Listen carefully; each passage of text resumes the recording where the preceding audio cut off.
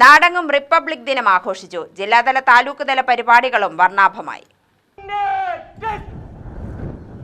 ദേശീയഗാനം ആലപിക്കുമ്പോൾ യൂണിഫോമുള്ള എല്ലാ സേനാംഗങ്ങളും സല്യൂട്ട് ചെയ്യേണ്ടതും മറ്റുള്ളവർ ആദരസൂചകമായി എഴുന്നേറ്റ് നിൽക്കേണ്ടതുമാണ്.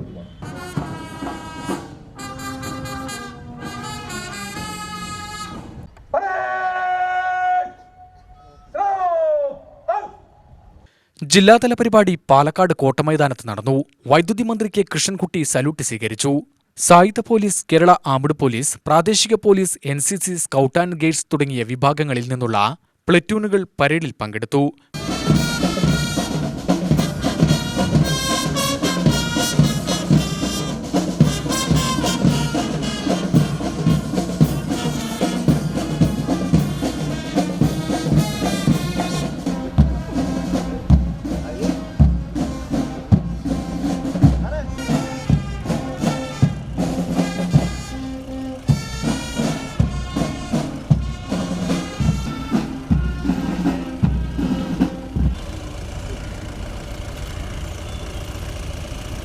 Onto the beats of Sare Jahan Se Acha Hindustatan Hamara, the 9th platoon of 27 Kerala Battalion NCC, Senior Wing Division, Boys and Girls SN College. College Palakkad, നയിക്കുന്നത് Senior Under Officer Sanish Praguli. Greeting the distinguished guests is the 11th platoon of 27 Kerala Battalion NCC, Senior Wing. 14ാമത് പ്ലട്ടൂണായ students police cadet boys PMGHS Palakkad നയിക്കുന്നത് master Yadu Krishna KB, cadet GHS Kottayi നയിക്കുന്നത് കുമാരി Aryananda KR. കുട്ടികളുടെ കലാപരിപാടികളുമുണ്ടായി. ഭരണഘടനാ മൂല്യങ്ങളും അഖണ്ഡതയും ഓരോ പൗരനും കാത്തുസൂക്ഷിക്കണമെന്ന് മന്ത്രി കെ കൃഷ്ണൻകുട്ടി പറഞ്ഞു. കോട്ടമൈതാനിയിൽ നടന്ന റിപ്പബ്ലിക് ദിനാഘോഷ പരിപാടിയിൽ പതാകയുയർത്തി അഭിവാദ്യം സ്വീകരിച്ച ശേഷം സംസാരിക്കുകയായിരുന്നു മന്ത്രി. മതവികാരം ആളിക്കത്തിച്ചുകൊണ്ട് സാധാരണക്കാരന്റെ ജീവൻ പ്രശ്നങ്ങൾ ചർച്ച ചെയ്യാതിരിക്കാനുള്ള അടവ് നയത്തിനാണ് അടുത്ത കാലത്തിൽ നാം സാക്ഷിയാവുന്നത്.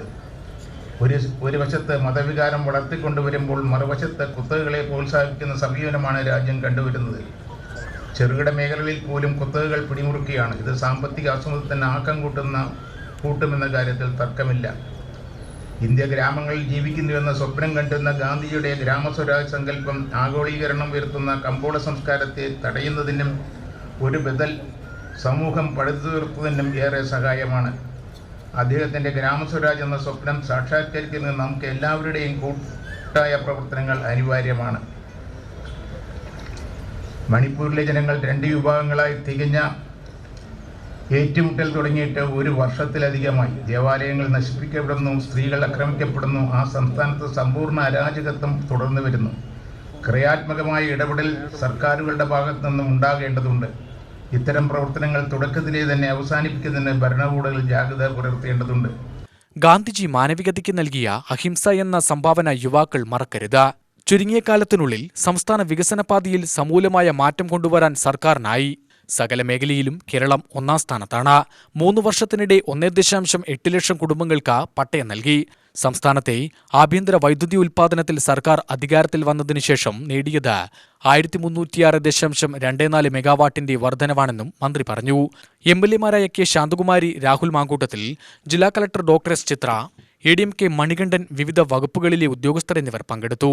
പോലീസ് വിഭാഗം, NCC, സ്കൗട്ട് തുടങ്ങിയ വിഭാഗങ്ങൾ പരേഡിൽ അണിനിരന്നു. പരേഡിലെ മികച്ച ടീമുകൾക്ക് മന്ത്രി സമ്മാനങ്ങൾ വിതരണം ചെയ്തു.